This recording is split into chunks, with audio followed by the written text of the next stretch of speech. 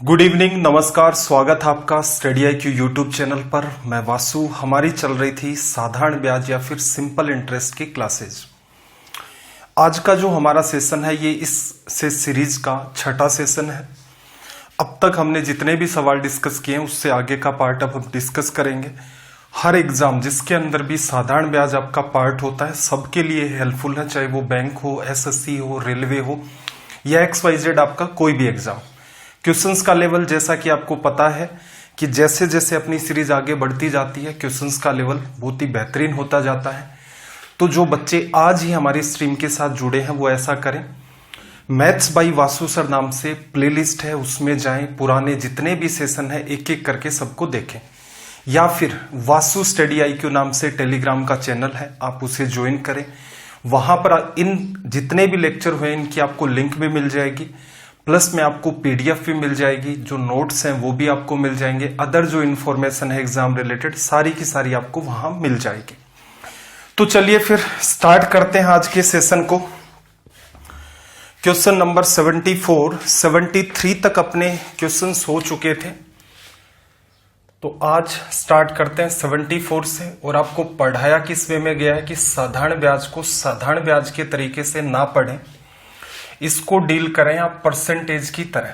Percentage की तरह deal करने का ये फायदा होता है कि ये वाले जो सवाल हैं आपके माइंड में हो जाते हैं। तो आज के सेशन में हमें कई सारे टिपिकल सवाल भी देखने हैं, प्लस में सिंपल इंटरेस्ट में किस हिसाब से हम लोग मिक्सचर एंड एलिगेशन को अप्लाई कर सकते हैं वो सारी की सारी बातें भी डिस्कस करनी है। 74 नंबर में देखो इसने क्या कहा कि एक साहूकार है, कोई लेंडर है, 10% प्रति वर्ष साधारण ब्याज की दर से धन उधार देता है। आप कह सकते हो कि अगर आप इसके पास पैसा लेने जाओगे उधार तो ये रेट ऑफ इंटरेस्ट कितनी लगाएगा, 10%, और वो भी सिंपल इंटरेस्ट। हालांकि यदि वह 1 वर्ष के लिए धन उधार देता है तो ब्याज अग्रिम रूप से लेता है। इसका मतलब ये हुआ कि अगर आप इससे कुछ पैसे लोगे तो ये क्या करेगा, जैसे आपने 1 साल के लिए कुछ पैसे लिए, अब ये क्या करेगा, उसका ब्याज कैलकुलेट करेगा और वो ब्याज तुरंत उस पैसे में से काटेगा और आपको बचा हुआ अमाउंट दे देगा कि ये वाला आपका पैसा बनता है, इसको आप 1 साल के एंड में चुका देना। अब वास्तव में यह कितने ब्याज दर पर धन उधार देता है। अब सिंपल सी बात हो गई कि भाई ब्याज चुकाओगे कब, जैसे ही आपका टाइम पीरियड खत्म होगा तब आप ब्याज चुकाओगे, लेकिन ये क्या कर रहा है, पहले ही दिन ले रहा है। तो देखना जरा, बात को समझो थोड़ा सा, क्या है इसका मामला। 10% का मतलब होता है आपका 1/10। तो मैं ये कह सकता हूं कि अगर आपका 10 रुपए प्रिंसिपल है तो 1 साल में इस पर जो साधारण ब्याज बनेगा वो कितना होगा, 1 रुपए। तो आप कह सकते हो कि 10 रुपए आपने उधार लिए, 1 रुपए ब्याज लग जाएगा। 1 साल के अंत में आपको कितने रुपए चुकाने पड़ेंगे, प्रिंसिपल, सिंपल इंटरेस्ट, अमाउंट 11 रुपए चुकाने पड़ेंगे। बट ये क्या करेगा, ये आप तो इससे 10 रुपए उधार लेने गए थे, इसने तुरंत हिसाब किया कि 1 साल के बाद इस आदमी को 11 रुपए लौटाने हैं और 1 रुपए ब्याज मिलेगा। लेकिन ये क्या करेगा, तुरंत का तुरंत 1 रुपए ब्याज कट कर लेगा। आप उधार लेने गए थे 10 रुपए, ये कहेगा भाई 1 रुपया ब्याज बनेगा, आज ही दे दो। तो असल में देखा जाए तो इसने क्या किया, आपको 9 रुपए ही दिए, 1 रुपया तो क्या काट लिया। वर्ष के अंत में देखो, आपको तो 10 रुपए उधार आपने लिए थे, 1 साल के अंत में 11 रुपए चुकाने हैं। इसने क्या किया, 1 रुपया तो पहले काट लिया, 9 रुपए आपको दिए। अब क्या कहेगा कि बचे हुए जो 10 रुपए हैं वो आप साल के अंत में पे कर देना। तो जैसे ही साल का एंड हुआ आपने 10 रुपए पे कर दिए। तो असल में मामला तो यही हुआ कि आपके हाथ में तो कितने रुपए आए, 9, 1 इन पर ब्याज बन चुका है और आपने पे कितने किए, 10 रुपए। 1 रुपए ब्याज 9 पर बना 1 साल में, और यही आपकी क्या होती है, रेट ऑफ इंटरेस्ट 11/9%। तो यहां से जो आपका ऑप्शन बी है वो करेक्ट हो गया। सवाल आप माइंड में कर सकते थे, कैसे, 10 रुपए अगर आप उधार लेते हो तो आपको 11 रुपए चुकाने हैं, एक ब्याज बन जाएगा 10% की रेट से। वो 1 रुपया क्या करता है, पहले ही दिन जमा कर देता है। अब सिनेरियो चेंज हो गया। सिनेरियो क्या चेंज हुआ, आपके हाथ में 9 रुपए आए, आपको 10 रुपए जो बचे हुए हैं, क्योंकि हिसाब तो 11 रुपए तक का हो गया था, 10 आपको 1 साल के अंत में चुकाने हैं। तो आप एकदम जो बेसिक डायरेक्शन है उसको जैसे ही फॉलो करते हैं तो आपको पता चलता है कि 9 रुपए पर आपने 1 रुपए का ब्याज चुकाया। 1/9 आपका हो जाएगा 11.11%। चलिए फिर सवाल समझ आ गया होगा। 75 पर आ जाते हैं। Question number 75। लैंग्वेज को रीड करो।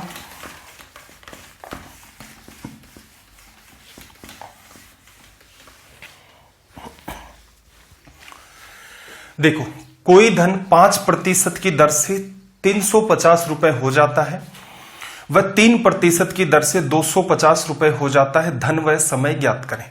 दोनों ही केसेस में अलग अलग टाइम होता तो आपको बताता है। इसका मतलब दोनों ही केस में क्या होगा, टाइम सेम है। कि अगर आप पैसा 5% की रेट से देते हो तो टाइम हमें नहीं पता है वो कितना है, आपके रुपए हो जाएंगे 350। अगर आप 3% की रेट से देते हो तो 250 हो जाएंगे। तो पहले तो इस सवाल को समझ लेते हैं। समझने के अंदर क्या करोगे, देखो भाई कि प्रिंसिपल P हो गया, पहले केस की बात कर रहा हूं, ये प्रिंसिपल हो गया। इस पर सिंपल इंटरेस्ट कैसे निकालते हो, principal into time into rate percent. Rate कितनी भाई, 5%। अमाउंट, पैसा आपका हो कितना गया है, 350 रुपए, लिखा जा सकता है। सेकंड केस में देखना, रेट ऑफ इंटरेस्ट कितने, 3%। तो प्रिंसिपल तो आपका P हो गया। इस पर ब्याज कैलकुलेट करोगे तो principal into time into rate of interest जो कि 3% बराबर कितना आ गया भाई, 250 रुपए। क्लियर है। ऊपर वाले में से नीचे वाले को आप क्या कर दो, लेस। P से P आपका कट जाएगा, P इंटू टी आपका कॉमन आ गया, बाहर ले लो। ब्रैकेट में 5% में से 3% लेस कर दिया, कितना बचा, 2%। 350 में से 250 लेस कर दिया, आपके पास कितना बचा, 100। क्लियर। इसको आप इससे काटोगे तो ये कट जाएगा 50 बार। प्रतिशत की वजह से आप क्या लिख सकते हो, P इंटू टी। 1/100 है, तो जैसे ही आप इसका इसके साथ गुणा करोगे तो ये कितना बन गया, 5000। ठीक है। अब देखो यहां पर क्या होता है, इतना आपने अगर सोल्व कर लिया तो आप बाई ऑप्शन जा सकते हैं। बाई ऑप्शन में आपको ये देखना है कि भाई कहां पर P इंटू टी आपका 5000 बनेगा। तो पहला ऑप्शन देखना जरा, प्रिंसिपल 90 टाइम्स 8, 9 गुणा 6 54, अगले में 8 गुणा 7 5600, फिर 100 गुणा 50, ये आपका बन गया सी। ये आंसर हो सकता है। डी देखा 12 गुणा 4 48। इसका मतलब एक ही ऑप्शन इस बात को जस्टिफाई कर रहा है। क्लियर। अगर ये दो ऑप्शन जस्टिफाई करते तो क्या होता, तो ऐसे मैंने कई सारे सवाल इन्वॉल्व किए हैं, तो आगे के सवालों में हम लोग इसको डिस्कस करेंगे। अब मुद्दे की बात करते हैं। देखो इंपॉर्टेंट बात यह है कि अगर यही सवाल होता तो आप क्या अप्रोच फॉलो करते। क्लियर। देखो सिंपल सी बात है, मेरे साथ साथ सोचना, परसेंटेज के हिसाब से थोड़ा सा समझने की कोशिश करो। पहला जो पैसा है वो 350 रुपए हुआ, तो उसमें प्रिंसिपल भी शामिल है और 5% की रेट से टी टाइम का ब्याज भी शामिल है। क्लियर। दूसरा जो पैसा 250 बन रहा है उसमें प्रिंसिपल भी शामिल है और 2% की रेट से आपका ब्याज भी शामिल है। पहले और दूसरे केस में आपको पता दोनों के पास ही प्रिंसिपल है। क्लियर। तो ये जो डिफरेंट 350 और 300 के 350 और 250 रुपए में जो क्रिएट हो रहा है वो क्रिएट किस वजह से हो रहा है। पहली बात तो ये इंटरेस्ट की वजह से डिफरेंस क्रिएट हो रहा है कि जो आपका अंतर है वो साधारण ब्याज की वजह से अंतर दिखा रहा है। क्लियर हो गई बात। अब देखो अंतर किस वजह से आया होगा भाई, दर की वजह से। तो आप सीधे सीधे लिख सकते थे कि 100 रुपए का जो अंतर है वो ब्याज की वजह से है। ब्याज कैसे लिखते हो, मूलधन गुणा समय गुणा, और किस वजह से ब्याज में भी, पहले केस में 5% ब्याज मिला, दूसरे केस में 3%, तो दोनों का अंतर क्या चलेगा, 2%। तो आप यहां से लिख सकते थे 2%, और डिफरेंस कितने का है भाई, 100 रुपए का लिखा जा सकता है। ये वाली बात इससे कटी, 50 आ गया, परसेंटेज को खत्म कर दोगे, 1/100 होता है, गुणा कर दो। अब सेम वही तरीका आपका, बाई ऑप्शन आप चले जाओ, ये सोल्व करके आपको मैंने दिखा दिया था, तो यहां से आपका ऑप्शन सी करेक्ट हो गया। तो ये जो छोटी छोटी बातें हैं आप इनको माइंड में थोड़ा सा अज्यूम करने की कोशिश करें। ठीक है। इसी पर थोड़ा सा सवालों का लेवल बढ़ाते हैं अपना। 76 पर आ जाओ। सबसे पहला काम तो आप इनकी लैंग्वेज को रीड करो। 76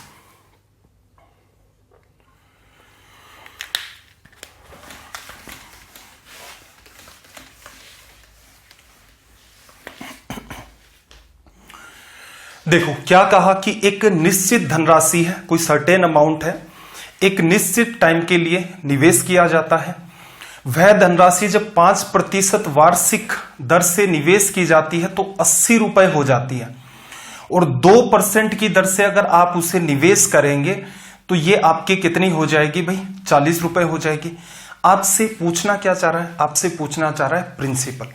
तो एक बात तो मैं पिछले ही सवाल में आपको एक्सप्लेन कर चुका हूं कि जो पहला पार्ट है वो 80 रुपए हुआ, दूसरा पार्ट वही 40 रुपए हो गया। तो दोनों ही केस में प्रिंसिपल तो आपका सेम है। अंतर किस में आया होगा, अंतर जायज सी बात है, दोनों के ब्याज में आया होगा। टाइम दोनों केस में आपका सेम है, कोई फर्क नहीं पड़ रहा है। तो अंतर क्रिएट किसने किया, अंतर क्रिएट किया जो आपकी सिंपल इंटरेस्ट की रेट है उसने। तो रेट का जो इंटरेस्ट है वो डिफरेंस है वो कितना है भाई, पहले केस में 5%, दूसरे केस में 2%। तो दोनों का अंतर जो 3% है वही क्या कर रहा है, हमारा जो पैसा बन रहा है उसमें भी डिफरेंस क्रिएट कर रहा है। तो एक बात तो आप सीधे सीधे लिख सकते हो कि भाई प्रिंसिपल इनटू टाइम इनटू में दोनों जो रेट है उनके बीच का डिफरेंस 3%, और ये रिप्रेजेंट किसको कर रहा है, अंतर। एक केस में पैसा, पहले केस में 80, दूसरे में 40, तो दोनों के बीच का अंतर कितना है भाई, 40। इसको इससे काटोगे तो यहां से चलो लिखना चाहो तो लिख देंगे, एक बार के लिए इसको अवॉइड कर देते हैं, ठीक है। एक बात समझ में आ गई।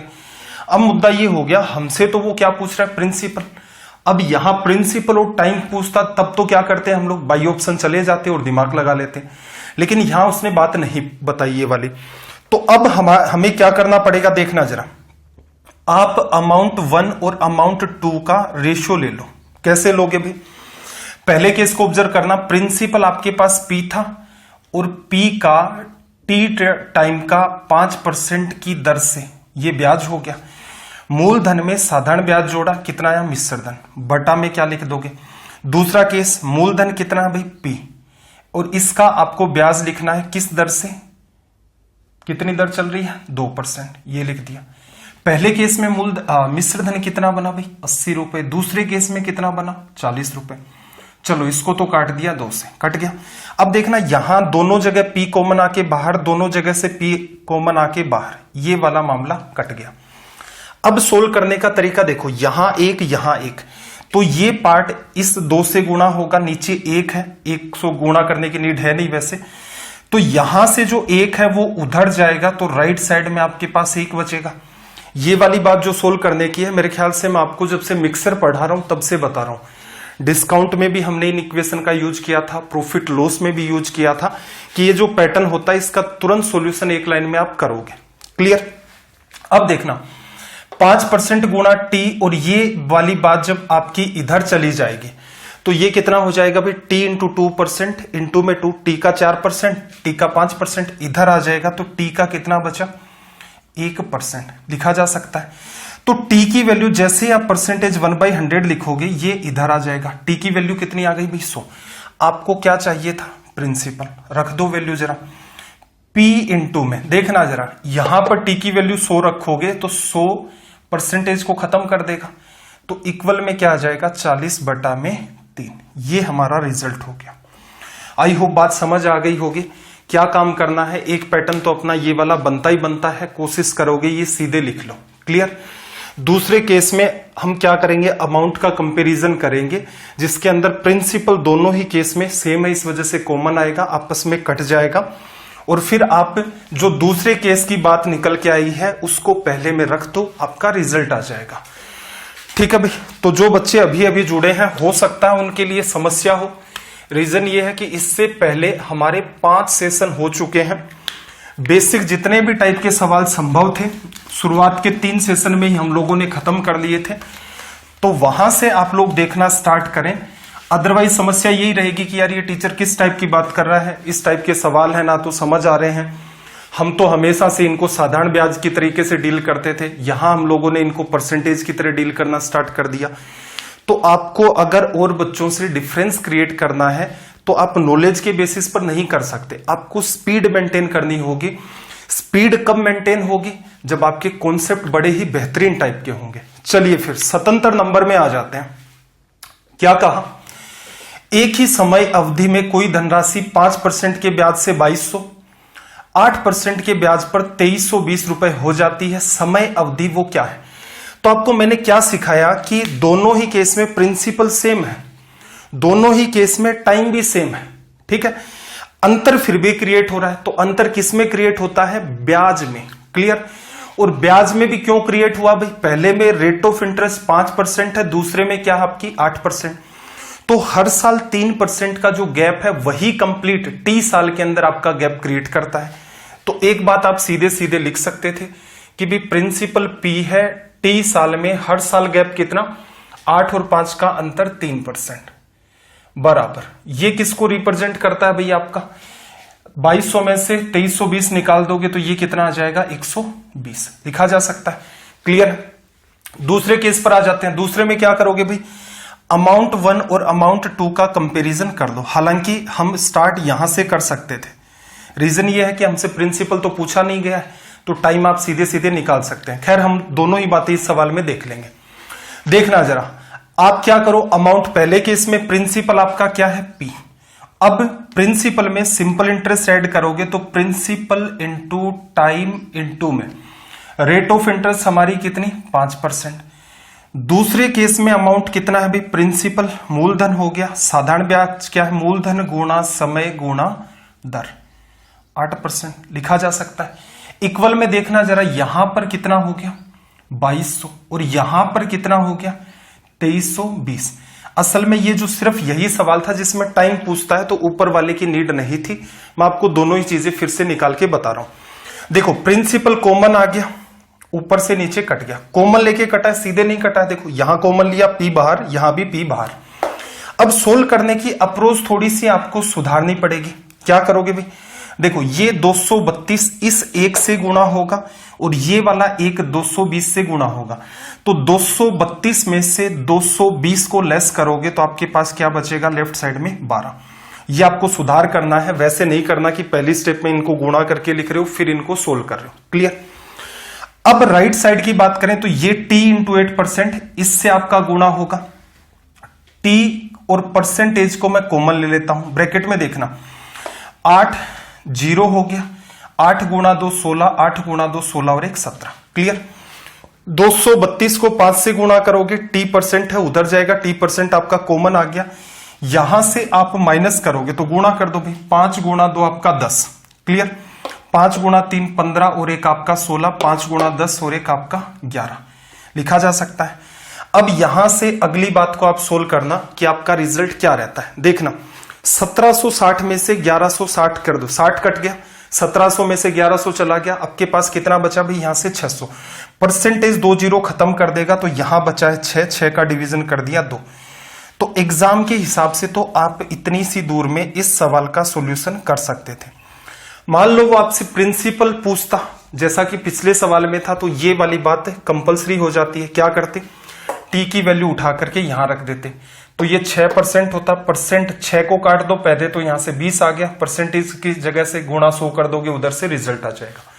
तो आई होप आपको बात समझ आ गई होगी। सवालों का लेवल थोड़ा सा और भी बढ़ेगा। रीजन ये है कि आसान तो आप कहीं भी कर सकते हो, किताबों से भी कर सकते हो, कोई समस्या नहीं है। और मेनली बच्चों को क्या है, पसंद भी वही आता है कि मूलधन दे दिया, ब्याज इतना बन गया, दर इतनी है तो समय बता दो। तो वही 4 चीजें हैं गिनी चुनी, principal, time, rate of interest and simple interest. कोई 3 बात देकर के चौथी पूछ ली जाती है, बच्चा खुश रहता है कि ठीक है। फिर जब जाकर के वो एग्जाम के अंदर बैठता तब उसे पता चलता, अच्छा ये जो सवाल किए थे तो ऐसे तो कभी आते ही नहीं है एग्जाम के अंदर।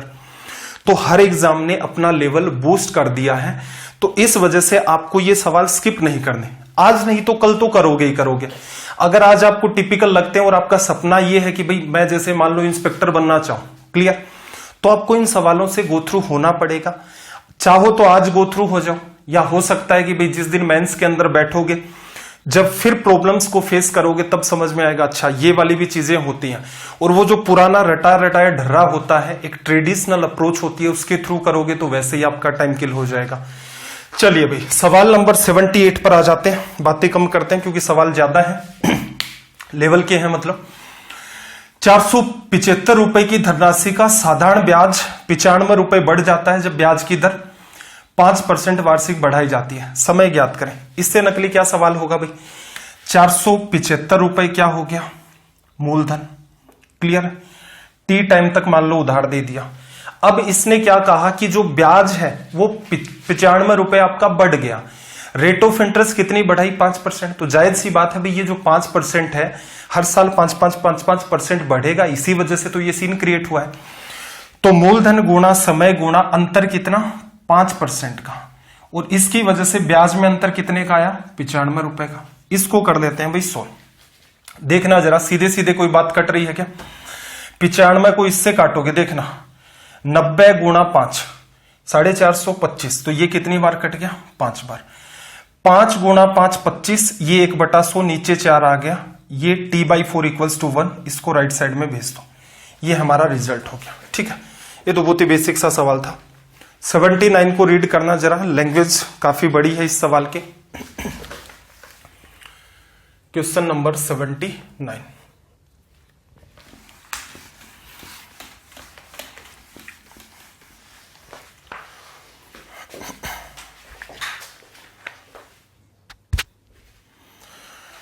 देखो भाई क्या कहा 79 में इसने कि एक सरकारी बैंक इस शर्त पर आवास ऋण देता है, होम लोन देता है इस कंडीशन के ऊपर कि यदि ऋण का भुगतान ब्याज सहित 5 वर्ष में कर दिया जाए, जो साधारण ब्याज की दर 5% प्रति वर्ष रहेगी। अगर आप इस बैंक से पैसा उधार लेते हो और जितना भी आपका ऋण या डेब्ट है आप उसको 5 साल के अंदर अगर आप चुका देते हो, तो बैंक क्या करेगा, आपको 5% की रेट से चार्ज करेगा। क्लियर। फिर अगर आप ऐसा नहीं करते हो, अन्यथा 7% प्रति वर्ष होगी। तो अगर आप इससे ज्यादा टाइम ले लेंगे तो रेट ऑफ इंटरेस्ट कितनी लगाएगा बैंक 7%। किस पर, पूरे के ऊपर ही लगा देगा। क्लियर है, इसने ऐसा कहीं मेंशन नहीं किया कि रिमेनिंग जो टाइम है उसके ऊपर 7% लगाएगा। क्लियर। रहीम एवं राम आवास ऋण की समान धनराशि ऋण लेते हैं, क्रम से 5 वर्ष और 8 वर्ष में ब्याज सहित ऋण का भुगतान करते हैं। यदि राम 62,000 रुपए अधिक अदा करता है तो प्रत्येक व्यक्ति के द्वारा कर्ज ली गई धनराशि क्या थी। देखो सिंपल सी बात है, दोनों आदमियों ने P रुपए उधार लिए, कि राम ने भी P रुपए उधार लिए और यहां पर रहीम जो है उसने भी P रुपए उधार ले लिए। क्लियर एक बात। तो अब रहीम क्या करता है, रहीम जो भुगतान है वो कर देता है 5 साल के अंदर, और राम जो है वो कितने साल में करेगा 8 साल में। अब एक बात बताओ, रहीम के लिए बैंक रेट ऑफ इंटरेस्ट क्या चार्ज करेगा भाई, 5 साल के अंदर अगर आप पे करते हो तो रेट ऑफ इंटरेस्ट आपकी कितनी लगेगी 5%। हर साल 5% ब्याज। तो 5 साल के अंदर अगर हम लोग रहीम की बात करें तो इसे जो ब्याज देना पड़ा वो कितना है, 5 गुणा 5 25% लिखा जा सकता है। इजी सी बात है। राम ने क्या किया, पेमेंट किया 8 साल के बाद।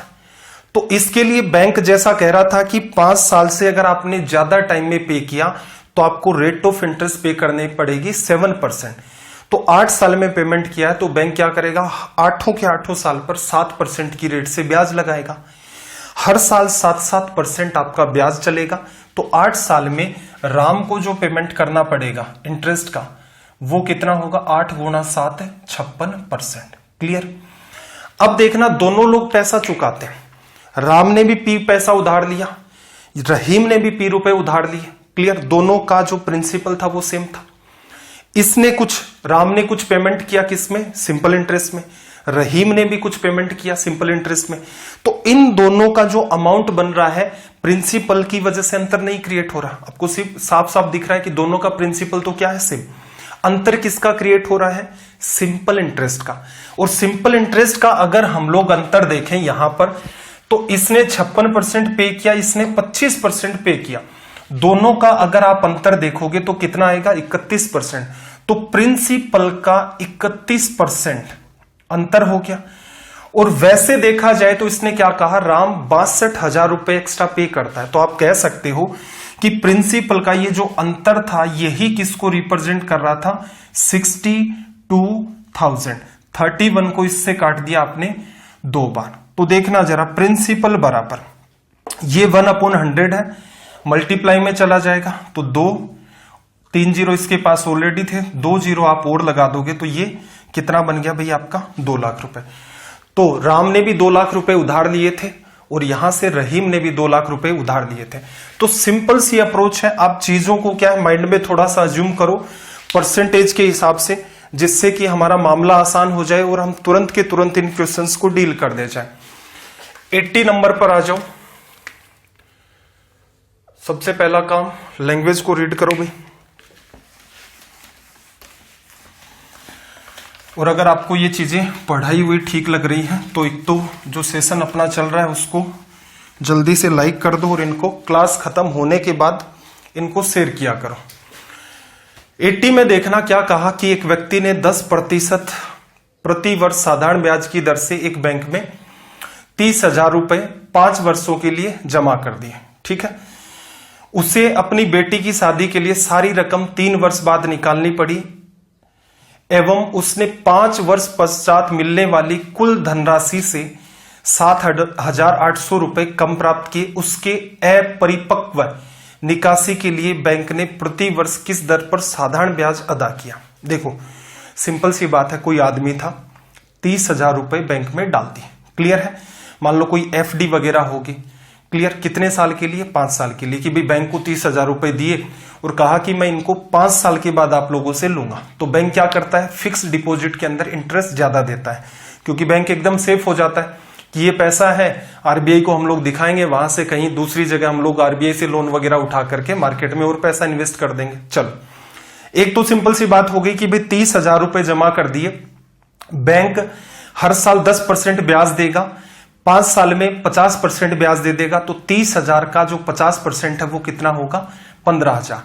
तो अगर ये 5 साल के बाद पैसा निकालेगा तो बैंक इसको 30,000 तो प्रिंसिपल वापस करेगा ही करेगा, प्लस में इसको 15,000 रुपए जो सिंपल इंटरेस्ट बनेगा वो वापस कर देगा। क्लियर। दूसरे केस पर आ जाओ कि इस आदमी के घर में क्या हुआ कि भाई इसने अपनी बेटी की शादी कर दी, तो क्या हुआ, 3 साल के बाद इसे पैसे निकालने पड़े। अब पैसे की जरूरत पड़ गई, तो इसे जो पैसा मिल रहा है वो कितना कम है भाई, 7800 रुपए कम है। अब दोनों ही केस में एक बात सोचना, इसने अगर ये 5 साल के लिए 30,000 जमा करवाता तो बैंक इसको क्या रिफंड करता, 30,000 प्रिंसिपल करता, प्लस में 5 साल का ब्याज 50% आपको बताया था 15,000। क्लियर। दूसरे केस में भी क्या होगा, 30,000 इसने जमा किए हैं तो 30,000 तो बैंक रिफंड करेगा। क्या कम करेगा, वो ब्याज कम करेगा। अब 3 साल का उन्होंने जो भी इंटरेस्ट वगैरह लगाया, उन्होंने जो भी दिमाग लगाया, पहले जितना पैसा मिल रहा था, तो देखो पहले 30,000 जमा करवाया था 30 मिल रहा था, दूसरे केस में 30 जमा करवाया 30 तो मिलेगा। पहले केस में ब्याज 15,000 था, उससे 7800 रुपए कम। डिफरेंस किस पर क्रिएट होगा, सिर्फ और सिर्फ सिंपल इंटरेस्ट पर। ऐसा थोड़ी ना होता है किसी बैंक में प्रिंसिपल जमा करवाया 30,000, बैंक वाले बोले नहीं हम तो 25,000 रुपए रिफंड करेंगे प्रिंसिपल में, वो तो कभी कम होता ही नहीं है। तो डिफरेंस ब्याज क्रिएट कर रहा है। अब बात को समझना, 15,000 उसे मिलने थे, 7800 कम मिले, इसका मतलब उसे ब्याज के रूप में सिर्फ कितने रुपए मिले, 7200 रुपए। कितने सालों में, 3 सालों में। 1 साल में कितने रुपए मिलते भी, 72 में 3 का डिवीजन 2400 रुपए। तो इसका मतलब जब ये 3 साल के बाद ही पैसा निकाल लेता है तो बैंक इसे हर साल 2400 रुपए ब्याज पे करता है। इसने पैसा कितना जमा करवाया, 30,000, प्रतिशत में बदलना है, गुणा कर दो 100, 2 जीरो तो ये 2 जीरो आपके ये। रेट ऑफ इंटरेस्ट क्या होगी, 8%। अब कुछ बच्चों के ऊपर से ये बात निकल गई। बात ऊपर से निकलने का सिर्फ और सिर्फ एक रीजन ये है कि आपने जो हमारी पुरानी क्लासेस हैं, इससे पहले जो 5 सेशन हो चुके हैं वो नहीं देखे। रीजन क्या है, मैं फर्स्ट टाइम स्टार्टिंग पहले ही दिन से आपको ये कह रहा हूं कि मैं ये चैप्टर सिंपल इंटरेस्ट के हिसाब से नहीं डील करवा रहा, मैं इसको परसेंटेज के हिसाब से डील करवा रहा हूं। तो जो बच्चे पहली क्लास से जुड़े हुए हैं उनको तो पता होगा कि ये मामला क्या है, कि असल में 15,000 दिख रहा था, 7800 रुपए बैंक ने कम दिए, इसका मतलब 7200 रुपए दिए। कितने साल बाद, 3 साल बाद। तो इसका मतलब वो 7200 रुपए क्या थे, ब्याज थे। हर साल कितना ब्याज, 2400। हर साल का ब्याज अगर आप प्रिंसिपल पर कैलकुलेट करते हो तो वो असल में देखा जाए तो आपकी रेट ऑफ इंटरेस्ट होती है। इतना सा हम लोगों ने यहां पर काम किया है। चलिए भाई सवाल नंबर 81, क्योंकि देखो ऐसा है कि कुछ बच्चे चलते फिरते घूमते आते हैं स्ट्रीम के ऊपर, फिर सवाल देखते हैं। अगर सवाल इजी होता है तो तुरंत वो कई बार कमेंट भी ऑब्जर्व कर लेते हैं हम लोग भी, वो क्या कह देता है कि सर ये तो बहुत इजी लेवल के सवाल हैं। कई बार जैसे आज की स्ट्रीम में कोई बच्चा अभी जुड़ा होगा तो वो क्या कहेगा कि ये तो हमारे तो समझ ही नहीं आ रहा है क्या चल रहा है। तो सिंपल है, देखो चीजें अगर आपको सीखनी है तो आपको एकदम बेसिक से चलना ही पड़ेगा और कोई शॉर्टकट नहीं है।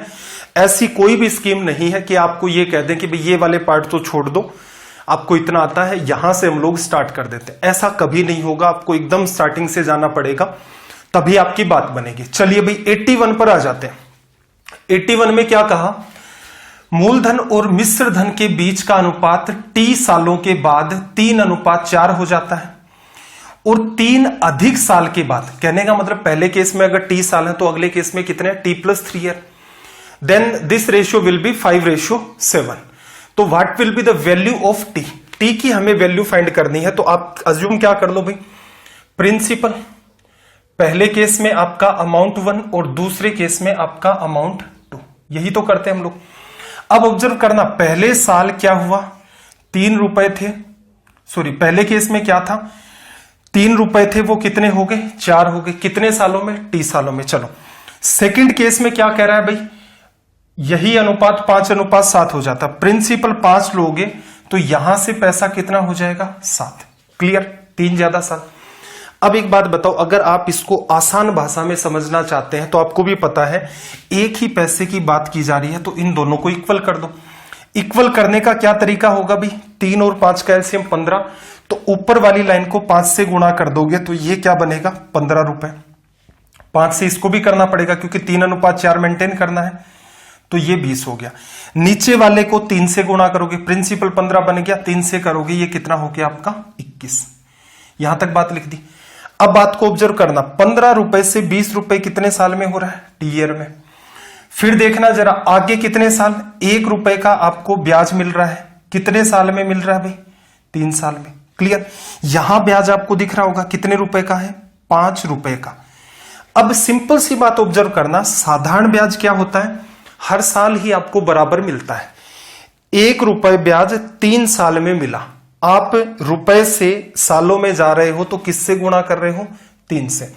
ऐसे ही अगर आप 5 को भी 3 से गुणा कर दोगे तो टी की जो वैल्यू है वो आपकी कितनी निकल के आ जाएगी 15 ईयर, क्लियर। और जैसा पैटर्न आपको मैंने सिखाया उसके हिसाब से आप इस सवाल को यहीं से स्टार्ट कर सकते हैं। एक बार के लिए बात को ऑब्जर्व करना, आपको भी ये बात पता है कि दोनों ही केस के अंदर क्या है, प्रिंसिपल सेम रहेगा, एक ही पैसे की बात चल रही है। फर्क कितना है, पहले केस में टाइम आपका कुछ है और अगले केस में उससे 3 साल ज्यादा, तो दोनों ही केस में शुरुआत ही आप यहां से करते कि प्रिंसिपल को सेम कर दो, ठीक है। Various ratio two single ratio में जाने का तरीका भी होता है, जब रेशियो पढ़ेंगे तो उस बात को भी डिस्कस कर देंगे। यहां पहले केस में क्या करो 5 का गुणा, दूसरे में 3 का गुणा, तो यहां से कितना हो गया भाई 15, 5 का गुणा किया तो ये वाली बात 20, 3 का गुणा किया अगले में 21। 1 रुपए ब्याज, यहां से 5 रुपए ब्याज, 1 रुपए ब्याज कितने सालों में 3 सालों में, और इसी का 5 गुणा। कंपैरिजन ऐसे भी कर सकते हो, पीछे मैंने कई बार बताया कि कंपैरिजन की 2 डायरेक्शन होती है, एक आपकी हॉरिजॉन्टल, जैसे इसका कंपैरिजन इससे, तो यहां जो वैल्यू आएगी जो कि क्या थी टी, तो यहां भी क्या करोगे 5 का गुणा, तो यहां से वैल्यू कितनी आ गई आपकी 15 ईयर, ये आपका रिजल्ट। एक कंपैरिजन आपका वर्टिकल होता है, जैसे 1 रुपए को 3 साल में बदला 3 का गुणा, तो 5 रुपए को सालों में बदलना है तो 3 का यहां पर भी आप गुणा कर दोगे तो रिजल्ट विल बी 15 ईयर। चलिए भाई सवाल नंबर 82 पर आ जाते हैं। लैंग्वेज को रीड करो, क्वेश्चन नंबर 82।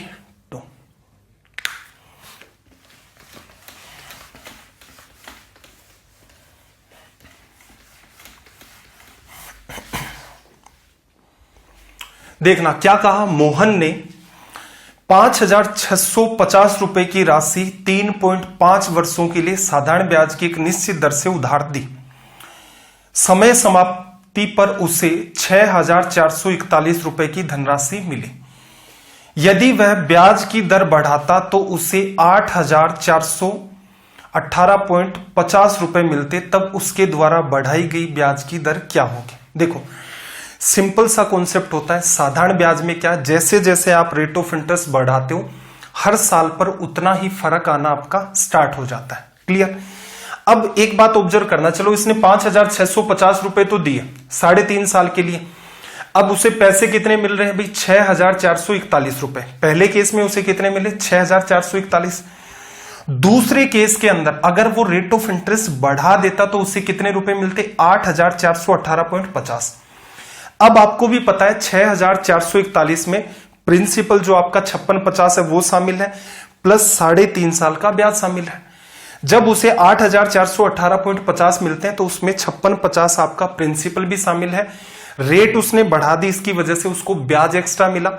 तो इसका मतलब दोनों ही केसेस में जो अंतर क्रिएट हो रहा है वो किसकी वजह से हो रहा है? ब्याज की वजह से। तो पहले तो अंतर को देख लो। सेकंड केस में ज्यादा पैसा मिल रहा है, 8,418.5 रुपए मिले। पहले केस में टोटल पैसा कितना मिला भाई? 6,441 रुपए। दोनों का अंतर निकाला तो यहां से 0.5 आ गया, ये 7 आ गया, और यहां पर फिर से 7 आ गया, और ये आ गया 9 और 1, 1977.5 रुपए का यहां पर डिफरेंस क्रिएट हुआ, लिखा जा सकता है। अब छोटी छोटी बातें ऑब्जर्व करना, ये अंतर कितने साल में क्रिएट हुआ भाई? तो आप कहोगे कि सर ये अंतर क्रिएट हुआ 3.5 साल में। एक साल में कितने का अंतर क्रिएट होता? तो आप इसमें क्या करते? 3.5 का भाग दे देते। 3.5 का मतलब 7/2। डिवीजन करना है तो नीचे 7 और बटा में 2 तो 2 ऊपर चला गया। चलो, ये पूरा का पूरा किसको बताता है? एक साल के ब्याज को। ठीक है, आपको मैं क्या सिखा रहा हूं कि सिंपल इंटरेस्ट से मत पढ़ो, परसेंटेज से पढ़ो। एक साल का साधारण ब्याज आ गया, कितने रुपए पर मिला भाई? 5650 पर मिला एक साल का साधारण ब्याज, और ये भी किसकी फॉर्म में है? अंतर की फॉर्म में 5650 पर मिल रहा है।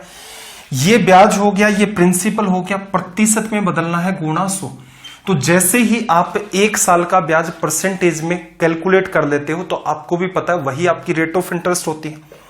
सोल्व करना जरा, 1 0 से 1 0 कैंसिल आउट, ये पॉइंट को खत्म कर देगा। अगले वाली बात पर चलते हैं। 7 से आप यहां पर काटोगे तो 7 गुणा 2 आपका 14, कितना बचा भाई आपका? 7 गुणा 2 14, 5 बचा 57, 7 8 56, 1 बचा 17 में फिर से आप 2 डिवीजन करोगे, 3 बचा 35। चलो, रिजल्ट्स आपके परफेक्ट हैं, इसका मतलब 565 कटेगा। किससे कटेगा देखना जरा, 500 का ही अगर आप गुणा करोगे, 5 से गुणा कर दोगे 500 को तो 2500, 60 को 5 से करोगे तो इसका मतलब 300 तक, और 5 का 5 से 25, तो आपको साफ साफ दिख रहा है ये 5 बार कट गया। 5 गुणा 2 10%। तो आप क्या कह सकते हो कि हमने क्या कहा कि पहले केस में कुछ ब्याज मिला और ओरिजिनल पैसा था, दूसरे केस में कुछ ब्याज मिला, ओरिजिनल पैसा था। जैसे ही आपने दोनों का अंतर निकाला तो असल में देखा जाए जैसे ही वो रेट ऑफ इंटरेस्ट बढ़ाता है तो उसे 3.5 साल में इतना ब्याज एक्स्ट्रा मिलता है। एक साल में कितना मिलता है एक्स्ट्रा? 7/2 का डिवीजन। अगर आप एक साल के ब्याज को प्रिंसिपल पर परसेंट की फॉर्म में काउंट कर देते हैं तो आपको पता है वो रेट ऑफ इंटरेस्ट होती है। डिवीजन किया, परसेंटेज में बदला, आपका रिजल्ट आ गया। तो यहां पर जो दर का अंतर है वो कितना है? 10%। क्वेश्चन नंबर 83, सवाल नंबर 83, लैंग्वेज को रीड करो भाई।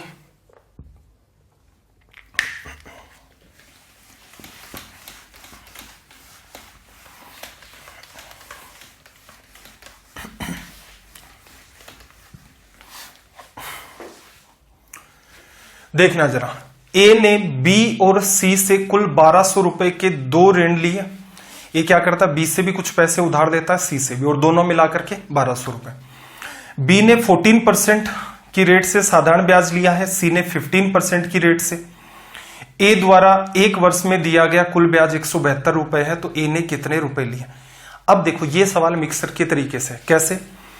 1200 रुपए उसने उधार लिए टोटल, कुछ पार्ट बी से लिया, कुछ पार्ट सी से लिया। बी अलग रेट चार्ज कर रहा है, सी अलग रेट चार्ज किया, दोनों पैसे मिला दोगे 1200 बनेंगे। तो इसका मतलब ये एक डिफरेंट टाइप का पैसा था जिस पर रेट ऑफ इंटरेस्ट डिफरेंट थी, दूसरा भी डिफरेंट टाइप का पैसा था, रेट ऑफ इंटरेस्ट डिफरेंट है, दोनों को मिला दिया तो क्या बन गया? मिक्सचर। तो सोल्व करने का सबसे सटीक तरीका है, बी से कितना पैसा उधार लिया, सी से कितना उधार लिया। क्लियर? इनका रेशियो लिखोगे। अब इन पैसों में डिफरेंस किस चीज का है? जस्ट रेट ऑफ इंटरेस्ट का। तो इसका मतलब मिक्सचर भी इनका किस बेसिस पर बनेगा? रेट ऑफ इंटरेस्ट पर। तो बी से जो पैसा लिया है उसकी रेट ऑफ इंटरेस्ट है 14। क्लियर? सी से जो पैसा लिया उसकी रेट ऑफ इंटरेस्ट कितनी है? 15। अब मुद्दे की बात यह है, दोनों पैसे मिला दिए, अब ब्याज की दर क्या है? तो सिंपल सी है, एक साल में कितना ब्याज भाई? 172 रुपए। 172 रुपए उसे किस पर मिले हैं? असल में देखा जाए तो 1200 रुपए पर उसे देने पड़े। प्रतिशत में बदलना है, गुणा 100 लिखा जा सकता है। चलो भाई, इसको इजी करना चाहते हो, 4 से काट दो तो ऊपर 4 और 3, 43/3। ये रेट ऑफ इंटरेस्ट आ गई कंबाइंड। अब आपको ये सिखाया था मिक्सचर में इन सवालों को सोल्व करने का तरीका, या तो सीधे सीधे क्या कर दो, इस बड़े में से छोटे को घटा दो, या 3 का गुणा कर दो। 3 का गुणा कर दोगे, तीनों के साथ 3 कट गया, ये 42 बन जाएगा और ये आपका 45 बन जाएगा। 45 में से 43 चला गया 2, 43 में से 42 चला गया 1। तो आप कह सकते हो उसने बी से 2 रुपए उधार लिए हैं, सी से 1 रुपया उधार लिया है, बट कुल मिलाकर के उसने दोनों से 3 रुपए उधार लिए हैं, जो कि कितने रुपए हैं? 1200 रुपए। किससे गुणा किया भाई? 400 से। बी से कितना पैसा उधार लिया? 800। ए से कितना लिया फिर? 400। अब कौन सा ऑप्शन करेक्ट है? तो 800 फ्रॉम सी, ये ऑप्शन गलत है, और 800 फ्रॉम बी, ऑप्शन डी हमारा क्या हो गया यहां पर करेक्ट। तो अगर आप इस टाइप के क्वेश्चंस को डील करते हैं किस हिसाब से? मिक्सर के हिसाब से, तो ये सवाल आपके तुरंत सोल्व हो जाते हैं। हाँ, अगर आप टोटल ब्याज को कैलकुलेट करने की कोशिश करोगे कि एक का हिस्सा एक्स लिया, बी का मान लो 1200 माइनस, सॉरी बी से उसने एक्स रुपए उधार लिए, सी से 1200 माइनस एक्स लिए, तो वो बहुत लंबा चौड़ा हो जाएगा। तो इस बात का भी ध्यान रखना कि मिक्सर कैसे बनता है। और मिक्सर जब मैंने आपको पढ़ाया था तो हर चीज एक्सप्लेन की थी कि भाई स्पीड टाइम डिस्टेंस में भी ये काम आता है, सिंपल इंटरेस्ट में भी ये काम आता है, टाइम एंड वर्क में भी कुछ जगह काम आ जाता है। तो इस चीज का यूज ये मान के चलो मैथ्स में कई जगह है। और प्लस में आपको FOF मेथड भी सिखाया था, जिससे हमने क्या कर दिया था, रेशियो का जो पैटर्न था उसको कंप्लीट खत्म कर दिया था। तो वो चीज ऐसी है जो आपको कहीं नहीं मिलेगी, अब तक तो एटलीस्ट वो कहीं नहीं मिलेगी। तो आप वो सेशन भी देखें मिक्सचर वाला। 84 पर आ जाओ भाई। क्या कहा? 5 साल बाद साधारण ब्याज को मूलधन में जोड़ दिया जाता है। यदि ब्याज की दर 10% हो तो 1500 रुपए कितने साल में 2500 रुपए हो जाएंगे? पहले तो एक बात बताओ, 5 साल में कितना ब्याज मिलेगा? हर साल 10%, 5 साल में 10 गुणा 5 50%। 1500 का 50% 750। तो आप कह सकते हो 5 साल के बाद पैसा कितना हो गया आपका? 700 ऐड कर दो और 50 ऐड कर दो तो कितना हो गया? 2250 रुपए हो गया, लिखा जा सकता है। या फिर अब इस बात को प्रिंसिपल वाले तरीके से ही डील कर देते हैं। देखना, अब 5 साल के अंदर आपका पैसा हो चुका है कितना? 2250। इसने शर्त क्या रखी है भाई कि इसको ऐड कर दिया जाएगा प्रिंसिपल में। अब 5 साल के बाद फिर से ये प्रिंसिपल हो गया, इस पर आपको ब्याज देना पड़ेगा। कितने साल में ये 2500 हो जाएगा? तो बात समझ आ रही होगी भाई। 2250 पर 250 रुपए आपको और ब्याज मिल जाए तो ये आपका 2500 बन जाए। कितने साल में? तो मूलधन गुणा समय गुणा दर, दर कितनी? 10%, 1/2, और ये बनना कितना चाहिए आपका? 250। क्लियर? ब्याज कैलकुलेट कर रहे हैं, इस बात को आप सोल्व कर दो। 25 से काटोगे तो देखना, 25 से काटा यहां पर 10 बार और यहां पर आपका 9 बार, तो टाइम क्या हो गया भाई? 10/9। 10/9 क्या हो गया? 1.11 लिखा जा सकता है। टोटल बताना आपको कितने साल में हुआ है, तो 5 साल पहले वाले और ये वाले, तो यहां से कितना हो गया? 6.11 साल। तो ये हमारा रिजल्ट है, यहां से ऑप्शन बी हो गया हमारा करेक्ट। चलिए भाई 85 नंबर पर आ जाते हैं। कुछ एक सवाल और हैं, 1-2। 85 पर आ जाओ।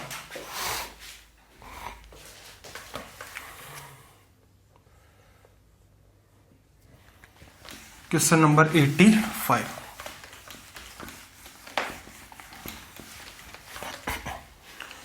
आई होप साउंड सही आ रही होगी।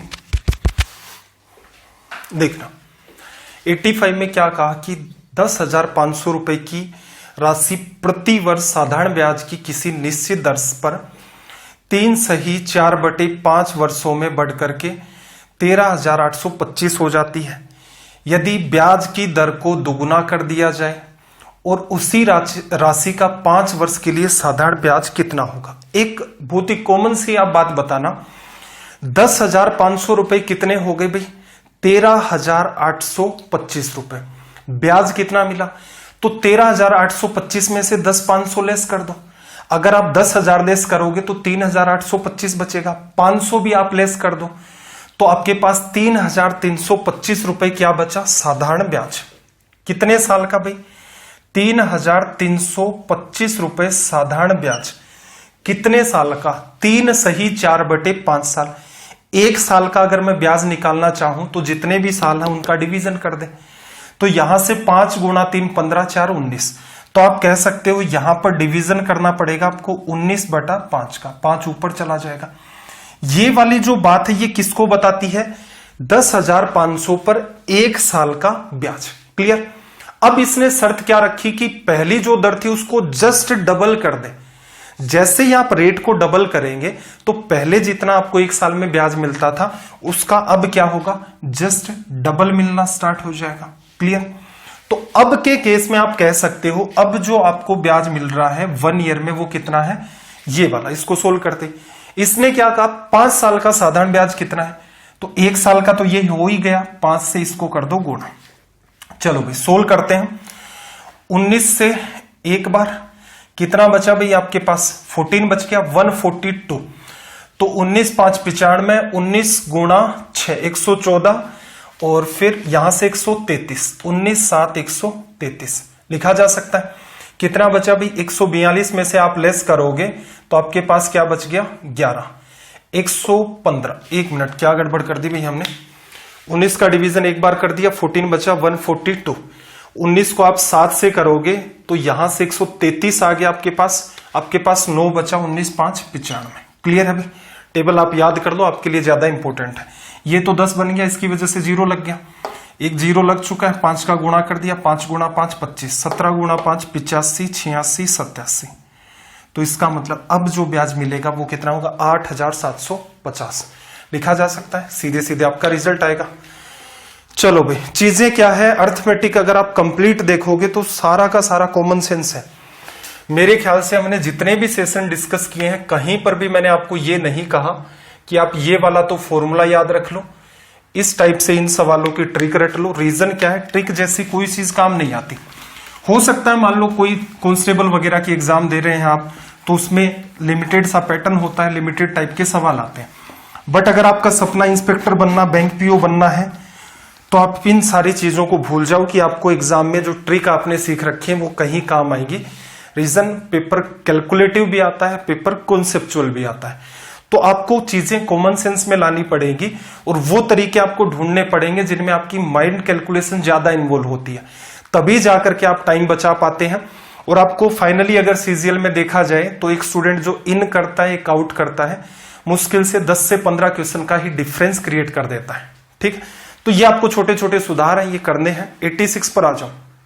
देखना, मीरा 6% की दर से 7,500 रुपए जमा करती है। वह कितनी अधिक राशि 10% की दर से निवेश करेगी? कुल निवेश पर 8.5% की दर से उतना ही साधारण ब्याज मिले। देखो, पहले केस में उसने कुछ पैसा इन्वेस्ट किया जो कि कितना है? 7,500 रुपए। सेकेंड केस में आपसे पूछ रहा है कितना इन्वेस्ट कर दे। तो अब ऑब्जर्व करना, पहले केस का पैसा, दूसरे केस का पैसा, दोनों मिलकर ऑल ओवर रिजल्ट देंगे। क्या बन गया? मिक्सचर। कैसे डिफरेंस हो रहा है इन दोनों तीनों चीजों के अंदर? तो देखना, पहला पार्ट है उसकी रेट ऑफ इंटरेस्ट कितनी है? 6%। बाहर से जो पैसा मिला रही है उसकी रेट ऑफ इंटरेस्ट क्या है? 10%। दोनों को मिलाकर मिक्सचर बन गया। ऑल ओवर रिजल्ट किस रेट पर दे रहा है? 8.5। बड़े में से छोटे को लेस कर दोगे 1.5 आ गया। बड़े में से छोटे को लेस कर दोगे 2.5 आ गया। पॉइंट खत्म। 5 से काटोगे तो 3 रेशियो में क्या आ गया? 5। असल में पहले केस में उसने जो इन्वेस्टमेंट किया था वो था 7,500 रुपए का। किससे गुणा कर दिया भाई? 2,500 से। इसको भी क्या कर दो? 2,500 रुपए से गुणा कर दो। 25 गुणा 5 125 और 2 0। तो यहां से रिजल्ट अपना कितना आ जाएगा? 12,500 रुपए लिखा जा सकता है। चलिए भाई, आज के सेशन में इतने ही सवाल हैं। अब कुछ एक दो जरूरी बातें डिस्कस कर लेते हैं। एक तो देखो, सिंपल इंटरेस्ट का, प्योर सिंपल इंटरेस्ट की बात कर रहा हूं मैं। सिंपल इंटरेस्ट का चैप्टर अपना यहीं खत्म हो गया।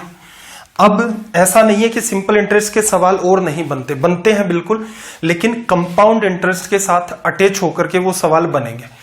तो वो सारे के सारे सवाल हमारे किस में चलेंगे, कंपाउंड इंटरेस्ट के अंदर। क्लियर। दूसरी बात, इंस्टॉलमेंट में सिंपल इंटरेस्ट की अभी नहीं करवा रहा, वो पहले हम कंपाउंड पढ़ेंगे, फिर इंस्टॉलमेंट पढ़ेंगे। उसमें सिंपल इंटरेस्ट की भी इंस्टॉलमेंट पढ़नी है, कंपाउंड इंटरेस्ट की भी इंस्टॉलमेंट पढ़नी है। कुछ बच्चे कह रहे थे कि भी प्रॉफिट एंड लॉस में डिसऑनेस्ट सेलर नहीं करवाए। बिल्कुल बेईमान दुकानदार आपको करवाया जाएगा, उसको आप एज ए सेपरेट पार्ट ले सकते हैं। तो उसमें डिस्काउंट भी आपका इन्वॉल्व होगा, उसमें आपका प्रॉफिट एंड लॉस भी इन्वॉल्व होगा। तो ये हेडेक आपको नहीं लेनी है कि क्या छुड़वा दिया, क्या करवा दिया। इंपॉर्टेंट ये है कि अगर आपको ये पढ़ा हुआ समझ आ रहा है, इनको ज्यादा से ज्यादा शेयर करो। एक सिंपल सी कंडीशन मैंने आपके सामने रखी है। आपको अगर जेन्युइनली ये लग रहा है कि ये टीचर बड़ी ही ईमानदारी के साथ हर सेशन को करवाता है, इधर उधर की कोई फालतू बात नहीं करता, तो आप इन वीडियोज को एटलीस्ट ज्यादा से ज्यादा शेयर किया करें। जो भी आपके पढ़ने वाले, चाहने वाले जितने भी लोग हैं, आपके जो स्टडी ग्रुप है, उनमें 2 से 3 ग्रुप में आप शेयर कर दो। हर स्टूडेंट इतना काम करेगा तो इतने में अपने व्यूज खींचने स्टार्ट हो जाएंगे, और फिर मैं आपको बड़े ही बेहतरीन लेक्चर और भी प्रोवाइड करवा दूंगा। रीजन अभी बड़ा चैप्टर, जैसे प्लान तो ये था कि ज्योमेट्री को स्टार्ट करेंगे नेक्स्ट के अंदर, लेकिन ज्योमेट्री नहीं स्टार्ट कर रहे। रीजन वही आपको जो मैंने आपको बता दिया, ज्यादा से ज्यादा वीडियोज को शेयर किया करें। तो चलिए फिर, आपका दिन रात सब मंगलमय हो। मिलते हैं अगले लेक्चर में। जय हिंद, जय भारत।